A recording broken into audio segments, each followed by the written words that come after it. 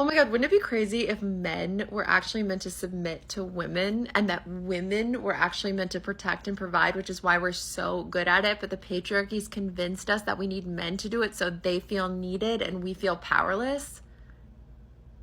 Wouldn't that be crazy? What's your name and occupation? My name is Arena and I'm a student. How much money would you say you're making per year approximately? 70, 80,000. I mean, supported by my parents. How important is your partner's income? Really important. If you had to pick like a minimum salary for your partner, what would it be? Oh, I'd say like 200,000. Would you say he should be the provider in terms of paying the bills and providing for you? Or is it like 50-50? Absolutely, he's taking the whole responsibility. I wouldn't be splitting the bill. If we go shopping, would be great if he can pay for it. Let's say that's how things were going and he was to lose his job. Would you then support him? If we're in a serious relationship, about to marry, yes, I would. How long do you think you'd give him until he finds another job until you leave? 6 months. I mean, life is expensive. How long can I wait? Not a long time, right? So what would your role be in that relationship? Providing the comfort and the education for children and giving him love. Let's talk about dating a man who's hotter than you. So my boyfriend is the first boyfriend where I can genuinely show his picture and I never have to say, oh, but he looks better in person. He has an amazing personality. It's a general consensus. He's an attractive guy and it is very scary and honestly a different experience. I can hands down say the worst part about it is I will be walking out in public with him, holding his hand, and I will have girls from across the street waving at him when I look away. I will have girls try to take my seat. I've had plenty of girls like just go up to him and it is not a great feeling. And honestly, it makes me feel insecure because I'm like, am I not pretty enough or good looking enough to be with this man that they think he can just steal him from me? But you have to have faith in your partner, trust in your relationship. It's definitely just a very hard and scary thing to do. And I don't know why girls do this. I've never done that. Like, single or not, I'm not going to be waving at somebody with their girlfriend. But alas, some people do. But the other great thing is that your family will literally fall in love with him and they will remind you how good you have it. And you know what? I do have it good and I need to appreciate him. And it is what it is, dating an attractive man. Hey, at least I got one.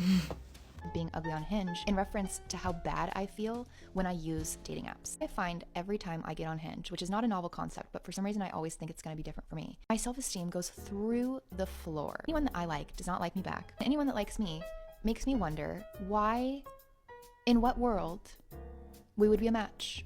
It's me in the back with 3 things all short men should have. 1, shoes that make them look taller. If you're short, at least have shoes that make you look a little bit taller than what you are. At least have some shoes that if you're 5'3", it make you about 5'5", at least.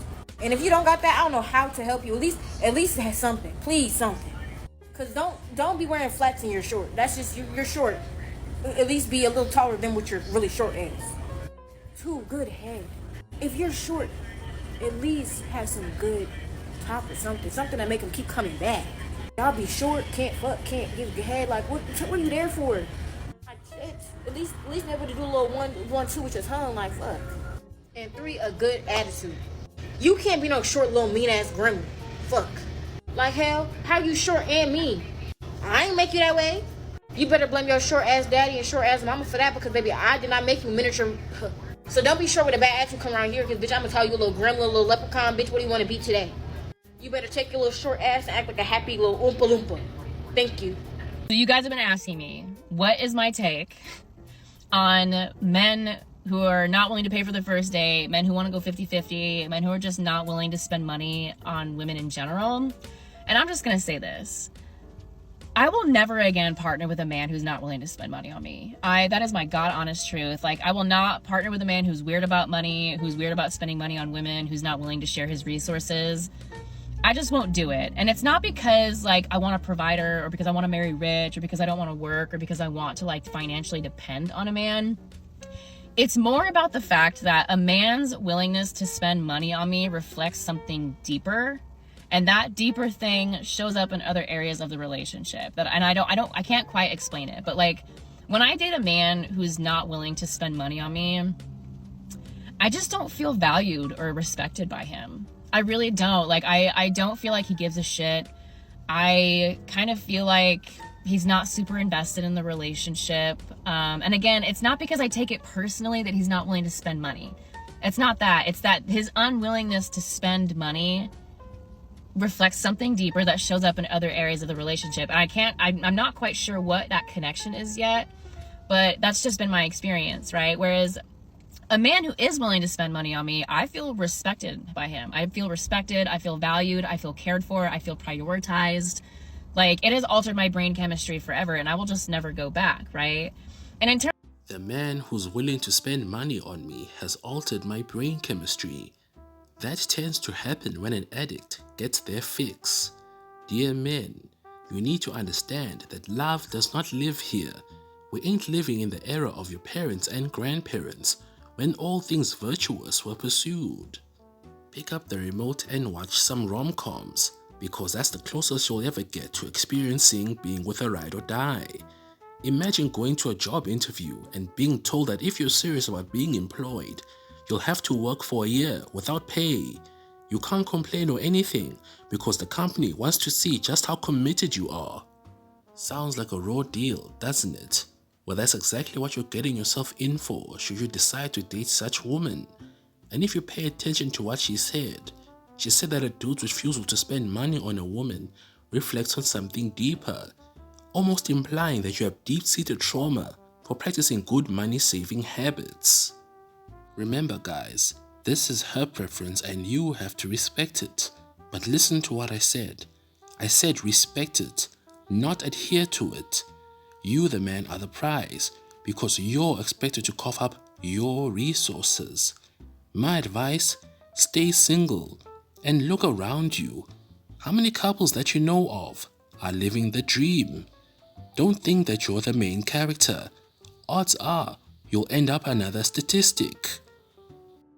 Am I the only one with like really weird icks? The way that I get the ick just doesn't make any sense. So coming in at number 1, if a guy asks me for chewing gum, I really don't even know what to say about it because I don't know why it gives me the ick. It just sounds like the entire sentence stinks.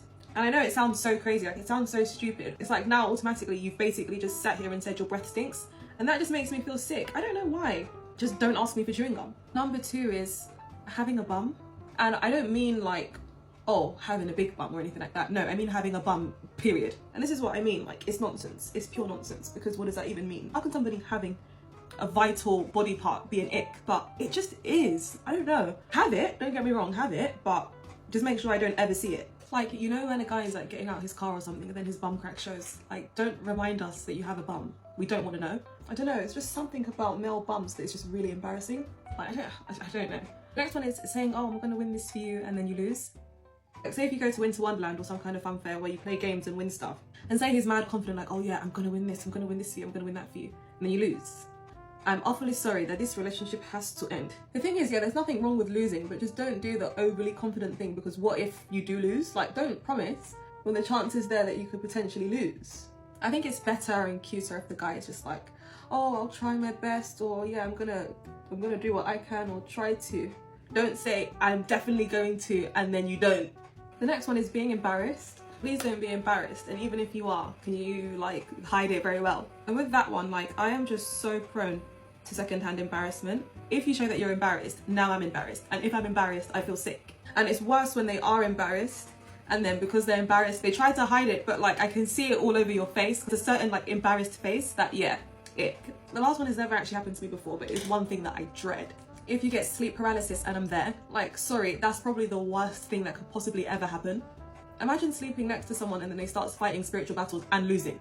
Like, I'm sorry, no, just imagine sleeping peacefully and then the person next to you just starts saying, yeah, yeah, yeah. Would you not run? And then what are you supposed to do? Do you help? Do you join in? Like, no, it's just, no, that's probably the worst one.